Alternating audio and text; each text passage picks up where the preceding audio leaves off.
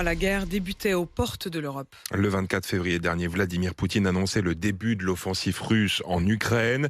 Le Kremlin misait alors sur une opération rapide, mais après 29 jours de conflit, Martin Bourdin, les forces russes semblent stagner.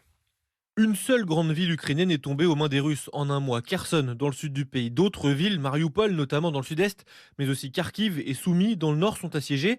Mais les combattants ukrainiens résistent à Kiev, la capitale. Ils ont même fait reculer l'armée russe d'après le maire de la ville, Vitaly Klitschko.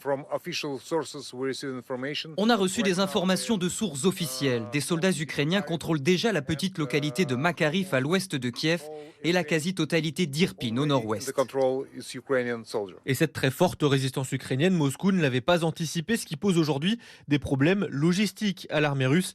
Il y a aussi eu des erreurs stratégiques selon le général Jérôme Pellistrandi, le rédacteur en chef de la revue Défense nationale. On s'aperçoit qu'il n'y a pas d'unicité du commandement et que, en gros, chaque front est un peu autonome et donc l'un des principes de la guerre, qui est la concentration des efforts, n'a pas été respecté par Moscou. Et donc, il le paye très cher aujourd'hui. Il estime qu'aujourd'hui, ce n'est plus Kiev, la cible prioritaire de Moscou, mais le littoral sud de Mariupol et Odessa pour contrôler les accès stratégiques à la mer d'Azov et à la mer Noire.